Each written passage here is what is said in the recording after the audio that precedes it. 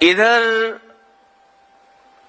अगर हम देख रहे हैं तो बड़े पैमाने में पूरे देश में इस बात की चर्चा हो रही है कि सरकारें लाख कोशिश करने के बाद भी परीक्षा करा नहीं पा रहे हैं, पेपर लीक हो रहे हैं और पेपर लीक होने के बाद भी सरकार वो व्यवस्था नहीं दे पा रही है जो व्यवस्था उन्हें देनी चाहिए।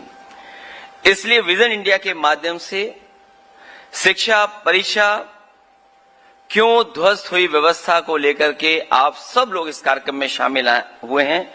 मैं सभी लोगों का बहुत बहुत स्वागत करता हूं। एक बार फिर आपका धन्यवाद देता हूं। मैं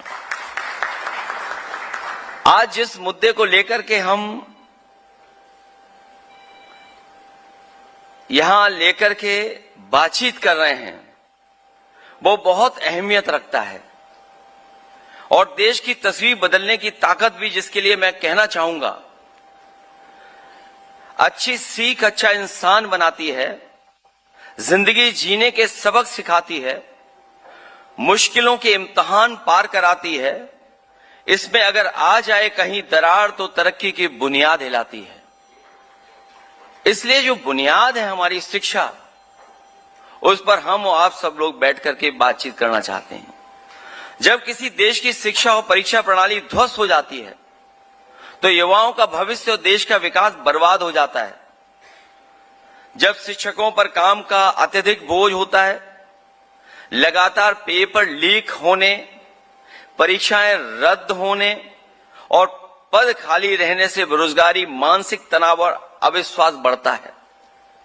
और ये देखने को मिला है हमें कि मानसिक तनाव के कारण जब परीक्षाएं नहीं हुई, बड़े पैमाने पे कम उम्र के लोगों ने आत्महत्या कर ली, जान तक दे दी है।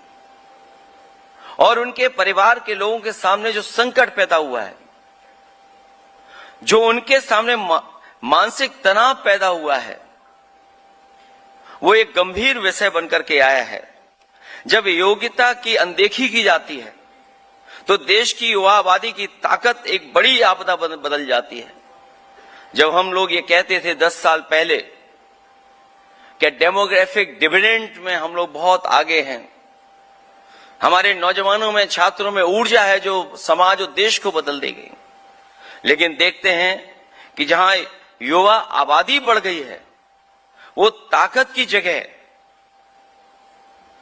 हमारी आपदा में बदलती जा रही है।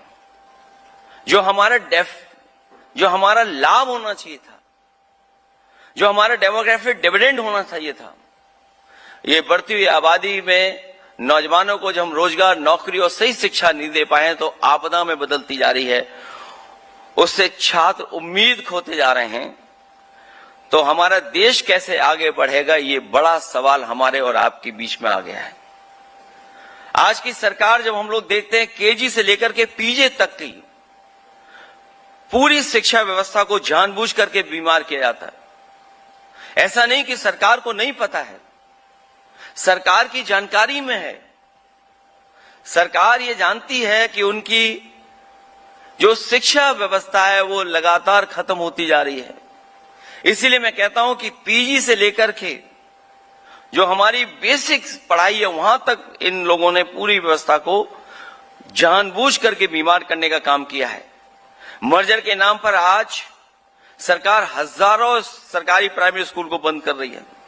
विश्वविद्यालय संकीर्ण राजनीति का शिकार हो रहे हैं। और फिर उम्मीद बचती कहां है अगर हमारी बेसिक शिक्षा समाप्त हो जाए। जिस तरह के अपॉइंटमेंट हो रहे हैं उस पर प्रश्न लग रहे हों तो फिर उम्मीद बचती कहां है। समस्या का मूल भाजपा और उनके संगी साथियों का उस दकियानुसूरी, रूढ़िवादी, सामंती, वर्चस्ववादी सोच में कई परतों के नीचे छिपा है, जिसके लिए शिक्षा, शिक्षक, शिक्षार्थी व शैक्षिक व्यवस्था धर्म संस्कृति के नाम पर अपनी राजनीतिक सत्ता बचाने के लिए गहरी साजिश, षड्यंत्र और गुप्त चाल का हिस्सा बन गई है। अगर हमारी शिक्षा व्यवस्था ही राजनीतिक और गुप्त चाल की व्यवस्था बन जाएगी, चाल चली जाएंगी, तो सोचिए हमारे सामने कितना संकट और सवाल खड़ा होता है। जो कभी लड़कियों की शिक्षा को हतोत्साहित करने के रूप में बाहर आती है, कभी शिक्षकों से चारा इकट्ठा कराने के काम में लगाकर उनका मनोबल गिराते हैं। खबरें यहां तक मिलती हैं कि अगर बच्चे कम हैं स्कूल में तो उन शिक्षकों को किस किस काम में लगाया जाता है। आपने कई बार देखा है कि शिक्षकों को चारा इकट्ठा करने में भी इन्होंने ड्यूटी लगा दी थी, उनका मनोबल गिराने के लिए। कभी पाठ्यक्रम बदलते हैं, शिक्षा को मानव संसाधन नहीं मानने में, कभी यूनिफॉर्म के मुद्दे पर, कभी विभिन्न परीक्षाओं में जातिवादी प्रश्न पूछने पर। ऐसे कैसे संभव है कि जब परीक्षाओं को लेकर के बड़ी बड़ी कमेटियां बनती हैं तो क्या वजह है कि जातिवादी प्रश्न पूछे जाते हैं। जरा सोचिए उस 6 साल की बच्ची के बारे में जिसे 3 किलोमीटर पैदल चल करके स्कूल जाना पड़े क्योंकि गांव का प्राइमरी स्कूल मर्जर के नाम पर बंद कर दिया जाए। रास्ते में डर, स्कूल पहुंचे तो शौचालय नहीं।